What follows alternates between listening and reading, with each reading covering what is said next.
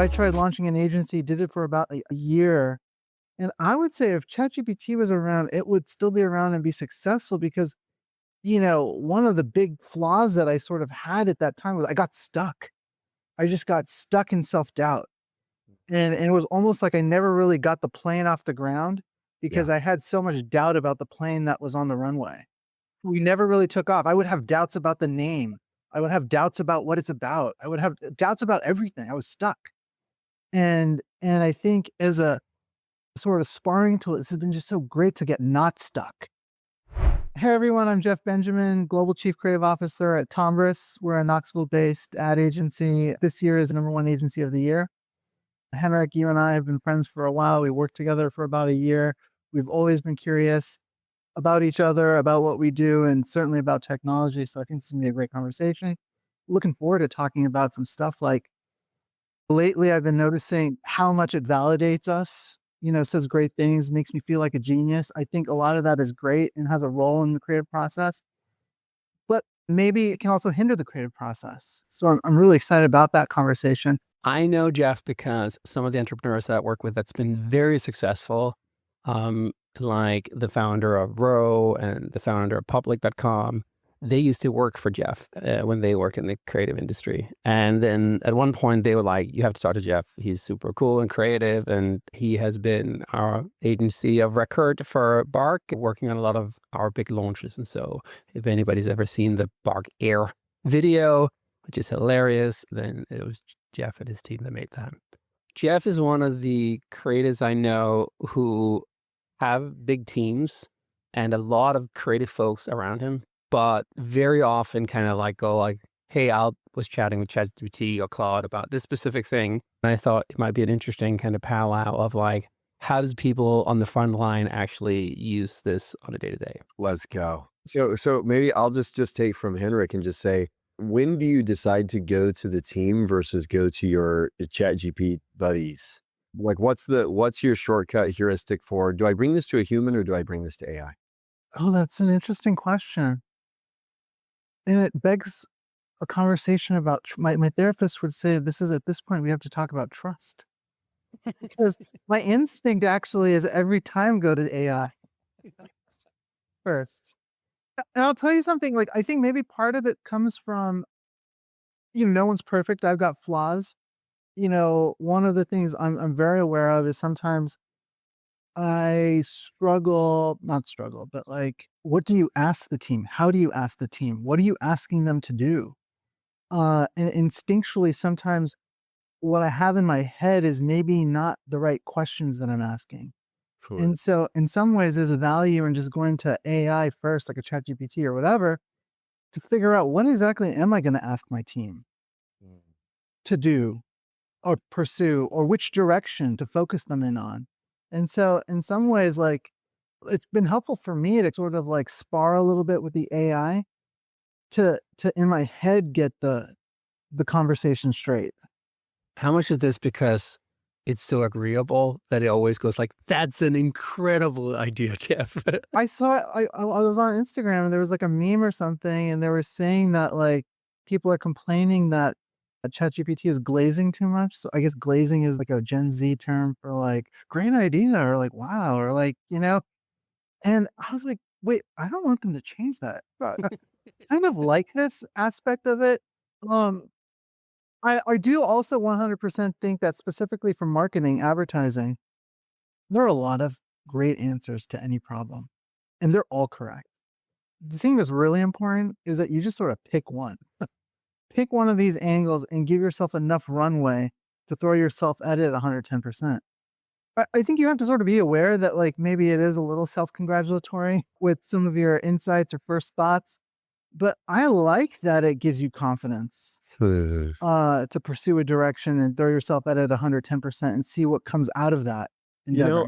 I really resonate with that, Jeff. I've noticed recently you talk about sparring partner, and I would love to hear if you have a kind of a tangible example. I'll give a couple just to spark the conversation. I have found in a couple of negotiations where it's very ambiguous about what the right course of action is. I've noticed a tendency in myself when it's ambiguous to perseverate, and to mull it over rather than take action. And you could call it the agreeableness, for lack of a better word, or the enthusiasm of a AI model actually gives me the boost I need to take action. And to your point, I Exactly. think acting is actually more important, even than which action to take sometimes. And that I've noticed many times, it's like, I mean, imagine if I had Henrik always available to me and we're sparring and we're kind of kicking around ideas. And he's like, dude, you should totally do that. I think I would take a lot more action if I had somebody like Henrik just always encouraging me. And in Yeah. a way, it's kind of like that. And TBD, perhaps, whether it encourages us in the right direction, but it does feel great to kind of get the kick in the, self-esteem to fire off that email or move ahead with that plan. Uh, What have been some of your kind of sparring? What are the contents of your sparring and what has it produced or encouraged that might have otherwise gone unattended? I mean, recently we were pitching Arby's for their social work. And, there were a few different directions that we sort of had hunches on. And I think I was sort of maybe internally struggling with some of it a little bit. And then, I started just sort of jamming out a little bit with chat. And you get past sort of the first thoughts, the first ideas, and you're like, wait a second, like there's something here. And then I'm trying to avoid details because none of the work's out there. Um, but you start to quickly get confidence in the idea. Then when you have confidence in the idea, you start coming up with other ideas and other branches and ways it can go. And it was just sort of awesome. The other thing I will say is that like in my head, specifically for me, I have the opposite going on in my head. Being a creative is especially like it's lonely and you can have a lot of self-doubts and things like that. And so that's in my head. And so to have something that's the opposite of that has been awesome for me personally as a creative. When Henrik and I met, I had just sort of shut down my own agency. So I tried launching an agency, did it for about a year. And I would say if ChatGPT was around, it would still be around and be successful because, one of the big flaws that I sort of had at that time was I got stuck. I just got stuck in self doubt. And it was almost like I never really got the plane off the ground because Yeah. I had so much doubt about the plane that was on the runway. We never really took off. I would have doubts about the name. I would have doubts about what it's about. I would have doubts about everything. I was stuck. And I think as a sort of sparring tool, this has been just so great to get not stuck. I think there's another element of that non-stuckiness, which I enjoy personally. I come up with half-assed ideas often. Yeah. And I've been lucky in my career to be around people who can kind of Henrik whisper. So like I'll say something and then they'll say, oh, you mean, and then they'll say something much better. And I go like, yeah, that's exactly what I meant. But I think what I can do now is I can take a lot of these half-assed ideas and I can do two things with them. I can both say, hey, play back to me what you just heard I said. And then when I read it, it's easier for me to actually compute if that is what I meant. And the second is I can then say, imagine you're Jeremy Otley, professor at Stanford. I'm about to encourage him to do this specific thing. Kind of what are some of my blind spots? And, often they will say obvious stuff, but, like often it will kind of go like, to your point, Jeff, it'll come up with another angle that I hadn't really thought about. And then I'll kind of like do a few iterations of that. And so I kind of like this idea of, seeing it as and I guess as an unstuckiness component. Yeah. Yeah. I mean, you said something else too that I think is interesting. Someone had given somebody else some advice on working with me. You were like, you know what? It's actually forget about what Jeff is saying. Maybe think about why he's saying it. And I do think that ChatGPT has an ability, like when you're like throwing things out there to extract like the important thought in your thought that you're maybe not the best at communicating sometimes. And then it Yeah. repeats it back to you and you're like, the idea. Extract the essence. Yeah. Yeah. Extract the essence. Yeah. I've had that experience too. It's like, that's what I wanted to say, but I couldn't say Exactly. it until you Exactly. said it. And that's why it's been a really helpful tool to like go to first before I talk to human beings. And Jeremy, just so you know, like this is Jeff, who like the creative force between like either we're won the best agency of the US for multiple years in a row, right? Well, this year we were Agency of the Year, number one Agency of the Year by Ad Age, and last year we were Independent Agency of the Year.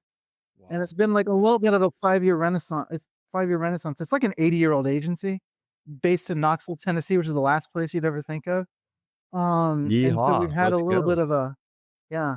And how much do you think, I mean, like, obviously, I've met a lot of people from your company and they're all incredible people. But how much do you think that that kind of like openness to embrace technology is part of that story? Or is it kind of like the other way around? Like you are so successful because that you kind of have the openness to explore a lot of different things? Yeah. I think we're pretty curious people. I think being based in Knoxville, Tennessee, you don't get to see what everybody else is doing. So you get to do things your own way. Like you're sort of tucked in the mountains of Knoxville and you can be weird. Huh. Um, it is a sort of like if you come to the agency, there's a lot of technology, which is a little bit bonkers. Like there's one room that looks like Cape Canaveral and you're seeing all the searches that are happening in real time in that moment. And there are creatives in there who are getting inspired by that. So in many ways, we embrace data pretty quickly. At the same time, I think with AI, especially with creatives, I would say like maybe in the last couple months it's changed, but before that, I would get the side eye a little bit. Hmm. I would go to ChatGPT to do something or AI and stuff like that. You don't feel like the animosity in the creative team around this? I felt it a little bit up till maybe about a month ago. Hmm. Did anything change? What do you attribute the difference to? I think people started using it for themselves or seeing Yeah. me throw out things and they're like, wait a second, that is a good idea. Could we talk for a second about, I want to go kind of nerdy for a second and talk about cognitive bias because of something you said earlier about giving you confidence. So, at the D school, we use a classic improv technique called yes and. Everybody's familiar with yes and, right? It's like a classic brainstorming technique. And the thing that's interesting about yes and is it serves two purposes, right? So if we're brainstorming, we all say yes and, right? One purpose it serves is it puts me, the speaker, in the posture of, now I got to build. By saying yes and, I can't be a doofus and say something irrelevant. So it kind of keeps me focused, and on track and in a building, contributing posture. But the other thing it does is it helps you feel safe when you know anything you say, I'm going to respond with yes and. You Yeah. have a sense of carefreeness and a willingness to express. And that's what you're getting at with ChatGPT is it's building my confidence. I would say just like humans who are yes anding build your confidence because we start feeling invincible. If we start yes anding, we're just like high fiving and chest bumping and having a great time, right? So that's the benefit. The flip side or what I wonder about is what happens in terms of anchoring? So if what we usually have done in the context of a team and the yes and the confidence building and exploring, if it now happens with AI, and then I come to my team, my confidence in my idea is already built at perhaps, and the team may not have been a part of the exploratory process. I mean, this is a concept called anchoring, right? Where you become you start to defend your ideas because you think they're good. What's the impact on your interaction with your team now that ChatGPT is building your confidence individually? Well, I mean, hopefully I picked a team that's going to agree with me all the time. I think that I mean, part of like where I am right now is that I've got to have like some sort of instinct for which way we should go. But I think that when I'm going in there and I'm saying, hey, this is the manifesto or this is the idea, I'm open to the thought that it's not. And they may have a different point of view and I can have a constructive conversation because we're not actually sort of willy-nilly floating around. We actually have something like a piece of clay that we can mold here now. There is sort of a minimal viable product or whatever. Right. Uh, There's a thing to react to. there's a thing to react to, which I think is different when you're just sort of like throwing a random idea out in a brainstorm and it has no gravity. It has no weight to it. Mm. I really think that's such an interesting point. Lately, I've been thinking a lot about what are the different outcomes of AI.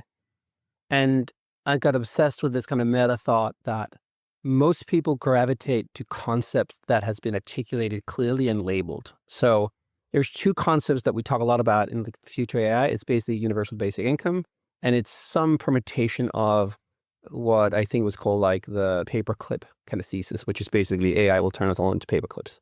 But these are very known concepts. And because they are known concepts that are labeled and pretty clear defined, I feel everybody just graduate automatically to put the future into those buckets. And what I think is interesting in what you're saying is that what I think AI actually can help sometimes is that it can take a lot of different thought and then it can help create like almost this kind of conceptual bucket. So when you come into a meeting and you say, hey, what do you think about name of kind of cool, like concept with name of 3 lines of kind of like premise for this concept, I think it's much easier for people to take all their random thoughts and almost kind of put it in that bucket. Does that make Yeah. sense? Yeah.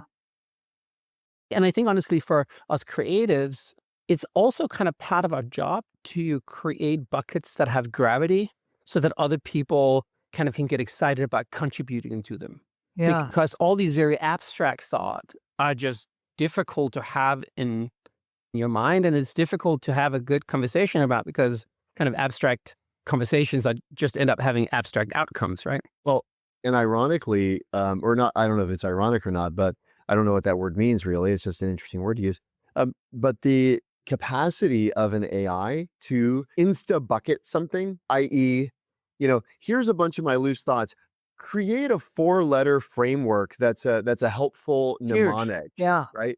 And all of a sudden it like feels more legit because AI, oh, it's the POLL acronym P, pretend you were listening. You understand nobody cares anyway. L, listen like you're listening to your favorite. Right? You can just make it up, but then people go, oh yeah, the POLL framework. We use that all the time, right? Oh, yeah. It's pull, not push, right? I mean, even before AI and stuff, like what we would do is, okay, you're working on a project, teams are coming in with stuff. You've got like literally hundreds of ideas, some smaller, some bigger.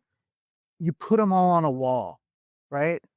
And now you start to arrange them to try and group things together because what you're in search of is the big idea, and it's a little bit like Homeland, Carrie Mathis, Yes, where you're totally. trying to sort of make sense of all of this.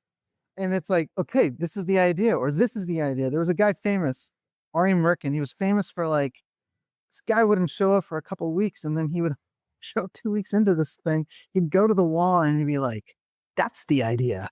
Huh. My camera's a little bit off. AI can do that. And you can say, you know what? Give me another one. Rearrange these again. Yeah, Maybe there's something Do exactly. you else. think it can do that picking? And I say this because I talked to somebody who works for a big luxury brand. And he was kind of like said, one of the issues that we find is that we're all about taste. And taste is what we sell. And Yeah. AI can't do taste. I think it's a superficial argument. I agree taste is important, but taste is a function of experience, which means it is a trainable thing. And insofar as language models are trainable, you can train them. I think that's a little bit of a cop-out, respectfully. I don't know who this person is, but I would respectfully suggest, or I would ask the question, what if you could imbue a model with your taste? What could you do then? And anytime we're like holding on to the thing that we say, this is the unique thing we do, I think that we're in a dangerous position. I think when you're more specific about the audience, its taste gets better. I think its taste is better than many other human beings. Now, but here's what I do think, Henrik, is that I'm actually just asking it to create some arrangements. Yes. And I will use my taste, Yes. to decide if that's right. I'll ask it to rearrange it if I need to. But ultimately, I'm sort of making the end judgment. And in that sense, like I love this word because I've been trying to like figure out so our like platform for the agency is data plus creativity for business results. I was like, how do I make this thing exciting? Well, it was there before I got there. How do I make it exciting for creatives? So before AI, I was playing around with this word, and I feel this way even more now. I love this word bionic, where human beings are augmented by technology.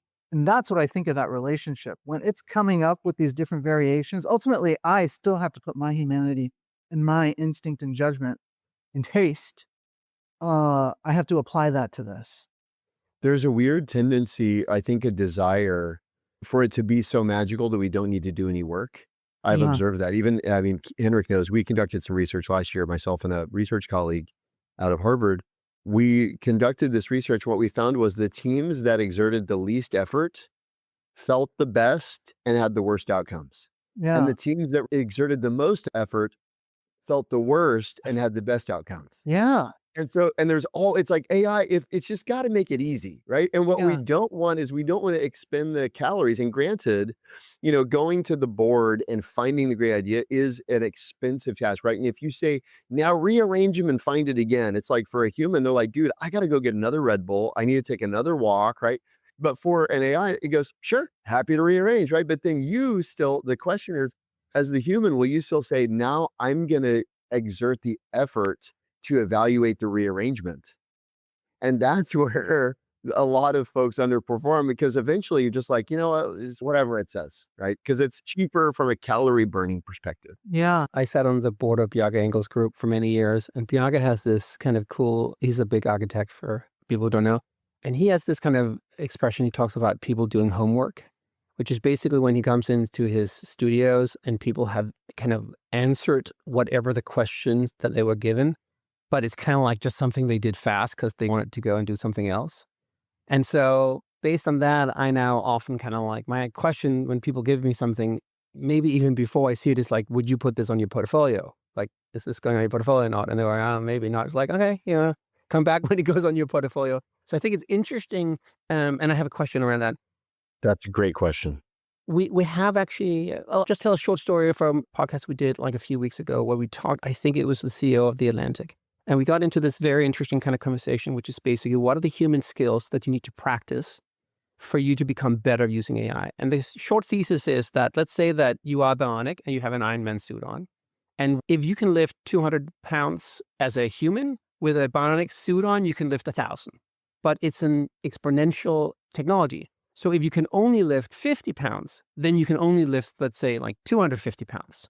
And so it's a multiple, but there's still a base rate that's multiplied. Yeah. So the question, Jeff, is I'm sure you've seen many ideas that come to you that is kind of clear ChatGPT, right? Like if you can just squint your eyes and you go like, okay, this is pretty average.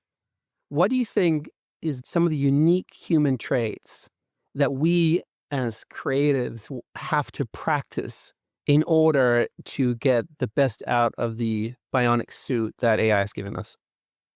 I think asking better questions, more specific, like what is the voice of the question you want? Like one of my little tricks lately is like, how would Don Draper answer this? And part of it is like throwing a little bit of like a crazy variable into the prompt that's going to get like a very specific and different, more inspiring type of answer to a problem. So I think there's that. I think it's also just asking lots of stuff. One of my things with you is making us thinking, right? And so how do you turn this relationship you have with AI, not in it solving the problem, but it being part of the making process? It's just like Word or Photoshop. It's not actually doing it. It's just a tool to help you do it.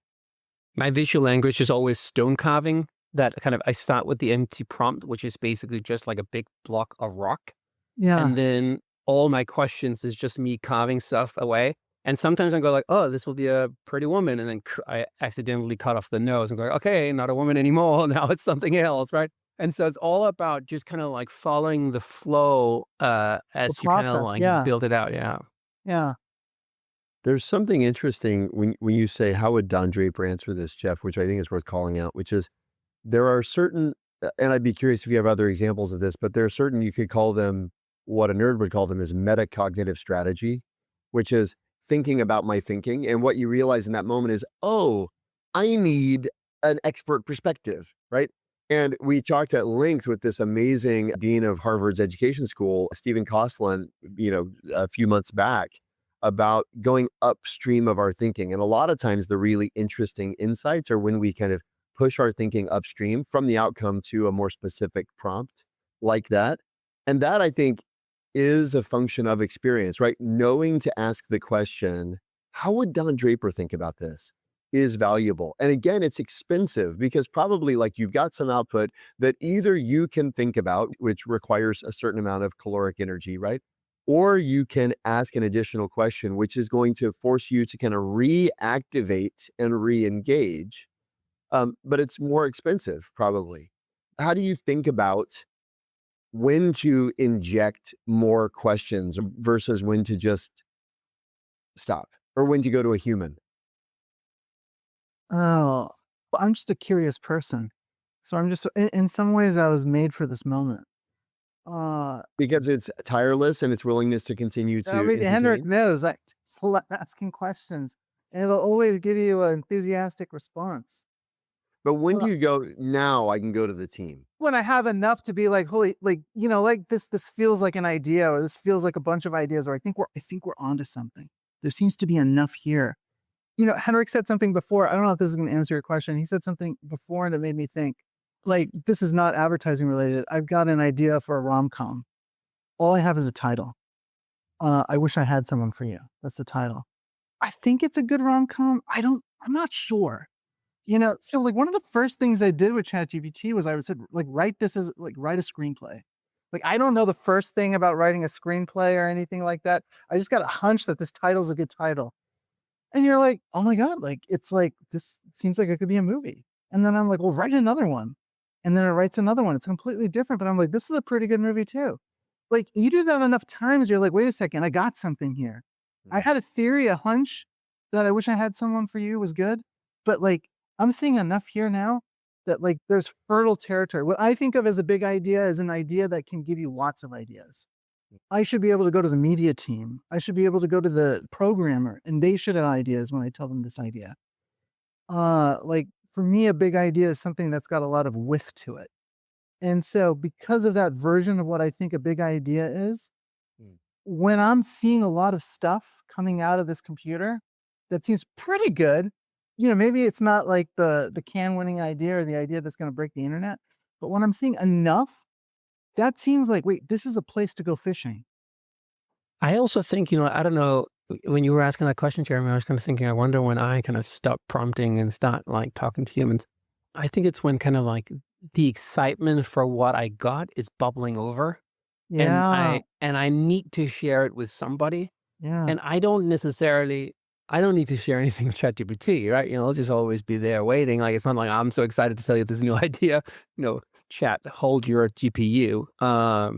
It's not actually a GPU. So anyway, my dad once told me, I asked him once, like, when do you ask somebody to marry you?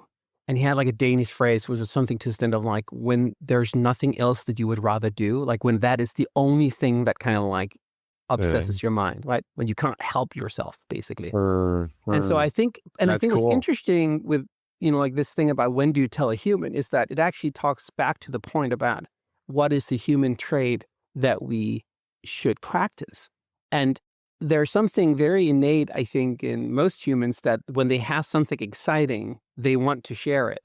yeah, And that point, that boiling point, the 100 degrees Celsius of ideation, when it suddenly goes from being water to being vapor, then I think it's kind of like a fascinating point. yeah. I mean, before any of this, like I'd be at work. I was like a 22-year-old graphic designer, and I'd be working all night or like a few hours on something, and I'd be like, I'd turn to the person next to me. Oh, you want to see something cool? Can I show you something cool? But I think the greatest conference room in any creative company is the hallway. Mm. When you're bumping into someone, like, what are you working on? You want to see something cool? Like, do you think this is neat? I'm like, to your point, Henrik, I think there's a natural moment where you're like, oh my God, like, look what it did. Or I think we're onto something. I have to share this with someone. So here's an interesting question. I'm just because I'm thinking about what does that mean? Is the urge to share really because I need to take action, right? For example, maybe I need to share this with the decision maker or with the account exec or with the team that can action it. In a world where agents can increasingly take action, does that feeling of need to share, does it continue with AI? Because there's actually now systems where you can take the next several actions with AI. Mm, Could the bubble over just be towards a I different honestly thinking don't now? think so. And I could obviously mostly talk about entrepreneurship, but I think one of the interesting thing when it comes to picking an idea, for example, for what you should work on for the next 15 years of your life, what you need is often the external validation that makes you even more excited about it. And I think that can come from different kind of channels. It can definitely come from like going down to the dog park and showing kind of your idea for a box with treats and toys. And then people are, oh, that's awesome. Just let me know when you're ready. I'll sign up. And that you go like, okay, maybe this wasn't this dumb idea at all, right? Or I'll call Jeff and go like, okay, here's a stupid idea. And he goes like, oh, wow.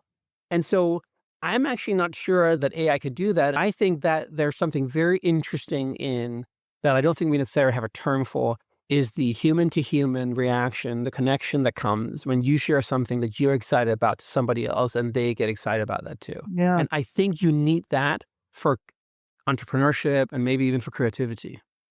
I agree. And here's what I'm curious about though. Do you think that's generational? I think about like your kids, for example, growing up with this technology. To some degree, we have that urgency to do that because we grew up doing show and tell. Like we've had these moments, human moments, where we're like, "Oh my god, look what I did." You know, uh, the kids I think are growing up a different way. Yeah. And are they going to take that urge and go deeper into the AI, or are they going to take it externally? I think gaming is an interesting analog. I was talking to Yeah. actually to a very, very successful founder, and we kind of entered the world of gaming. And I've never been a gamer for whatever reason; it's just not been a part of my life.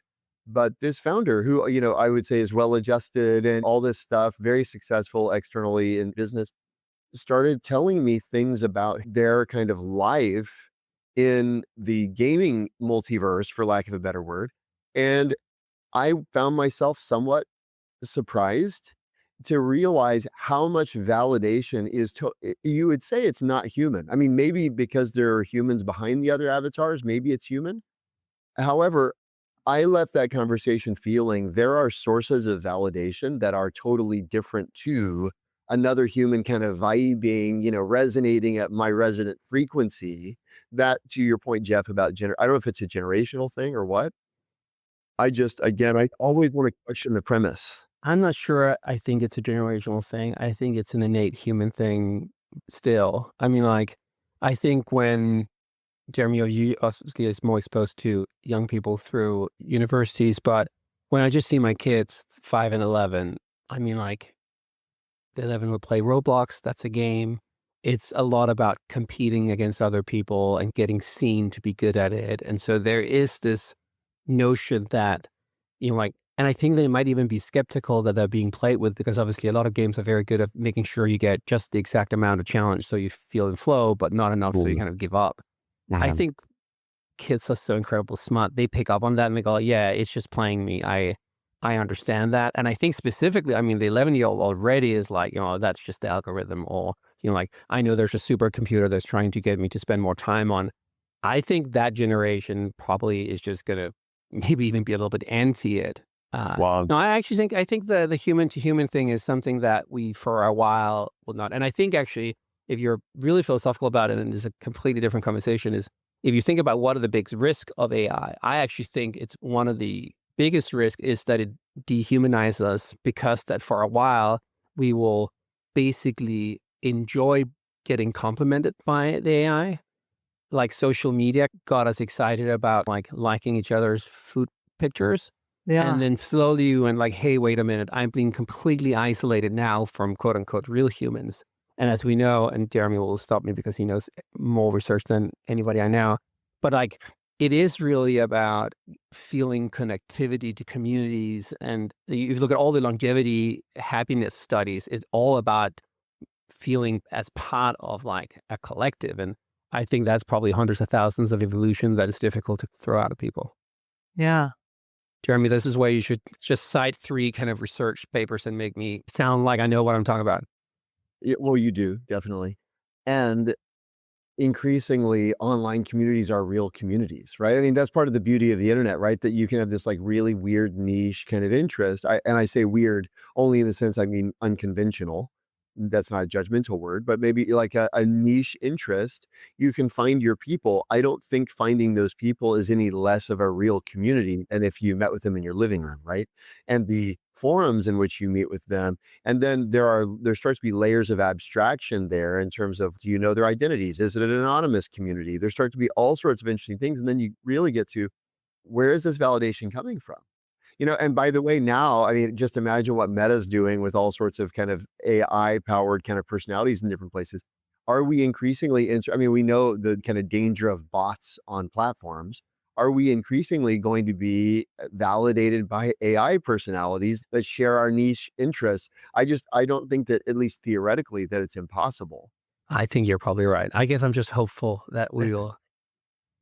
Yeah, or I mean, maybe it's a question of the kind of future that we want to design, really. Jeff, when it comes to being nervous about AI, being a creative, where are you on the scale? Because obviously, a lot of people in the creative industry is kind of concerned.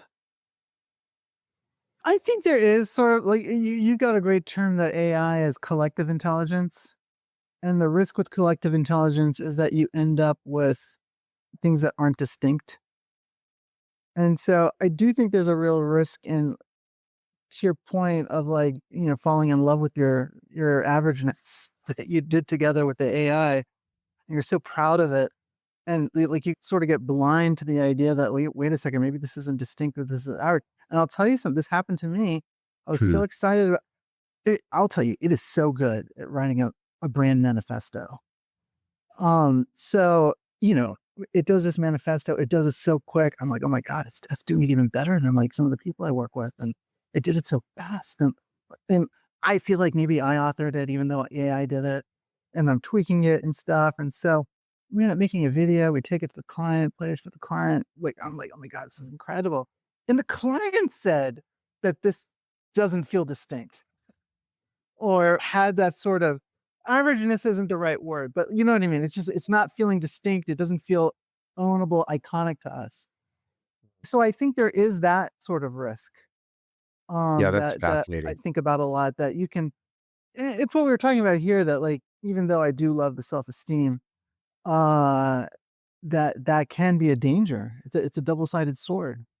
And you start to lose a sense for like your real benchmark standard. So Yeah. your own gold standard when you're getting kind of gassed up, or what is it, glazed? Is that what the kids were saying? Glazed. When Yeah. you're getting glazed, you kind of lose your sense for whether there's any real cake there, or whether it's all frosting. Yeah, candor is helpful. But you know what? That doesn't mean like, maybe like, you know, I just had a therapy appointment before this, and he was telling me that one of his other clients was like, um, "Tell me something bad about me," I think is what it was, and it just wasn't doing it. And she asked it over and over again in different ways, and then finally, ChatGPT is like, "You're exhausting." That's amazing. Well, I think we are getting to another metacognitive strategy there, which is prompting for candor. Yeah, And I think the reality is we actually don't like hearing, it's confirmation bias, right? We don't like hearing bad news. yeah, We actually avoid bad. So, and I think if we become aware of our own human cognitive bias there, then we can prompt for the opposite. So my favorite, of course, is like if I've produced a piece of work and I ask ChatGPT for feedback, it says, hey, it's an 88 out of 100, right? That's great. But if I say, I want you to assume the role of a Cold War era Russian Olympic judge, be brutally honest, it's like, truth be told, it's an 18, not an 88. yeah, But again, metacognitive strategy, I have to know that my human desire is for affirmation, and this model's pre-training is to affirm. Therefore, I have to ask for something that's counter to what I want and counter to what it's been programmed to do. yeah, yeah. Thank you, Jeff. Jeremy, what stood out to you today? There's four things that struck me, and I'll rattle them off and you just riff as you will. One thing is the risk that we can get more confidence than we probably should because of AI's tendency to gas us up. And therefore, the second related, we should be prompting for candor and prompting for critical feedback, specifically because it's so opposite to our own instincts and AI's programming. Third thing was what you mentioned actually about seeking bubble over moments. I think that's a really cool kind of litmus test for when do I go to the team? It's when I'm bubbling over with excitement, with possibility, with the sense of I can't not share this with my team. And then the last thing that really struck me was it was the early part of the conversation, but this idea that AI is actually a really great yes and partner. I think I've thought about creativity in AI in a bunch of different ways, but I've never really thought about the importance. And I would say, furthermore, I thought about the danger of it being affirming, as we just talked about. I never thought about the affirmation as a feature too, which is just like in a human brainstorm, and the role of affirmation actually helps unleash creativity. Um, that being said, I do think that there's a challenge to, we know when we're brainstorming that the role is for more. And the reason we affirm is to push for volume. I do think the danger with AI is that it affirms, and rather than going for volume, we settle.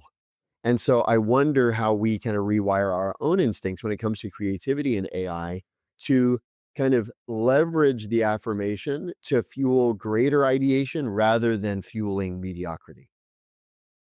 I mean, I think all those are super well said. And echoes what I had down. I think specifically the the emotional points of, as we become very good at using AI, and as increasing amount of people are understanding use cases that just are very productive, what are some of the things that we don't think about, some of the human traits that we need to be able to label and identify to become better at them? And I think the bubbling over is one, which is like, when are you so exciting? I think the other one is that I don't have an answer for, but I'll definitely kind of put some thought into. And if anybody's listening and has some good ideas, love to hear theirs. On what is the point when you know that you have pushed AI into a place of originality? So if you were to show it to another human, you didn't really just feel that they were saying, this is clearly just AI generic kind of like outcome. Like, when do you know that something is unique enough to pass the human test? I love your question of would you put this in your portfolio? I think that is a very and I would say, just as somebody who spends a lot of time collaborating with AI, I can't ask AI, should I put this in my portfolio? That is a deeply, I think the reason I like it so much is it's a clear standard and it's a deeply personal question that you almost know instantaneously whether you would want to put something in your portfolio or not. And that's the ultimate litmus test. And I think with that, thanks to everybody who keep listening. Thanks for everybody who kind of like email us and suggest people to get on the pod. And if you liked it just a little, then please hammer away on that like button, share it on LinkedIn, subscribe on our YouTube channel, because that's kind of what helps us keep this podcast going. And of course, secret word for the day, bubbles. Bubbles, Bubbles. bubbles. It's good. Okay. On that front, see you all soon. Thanks.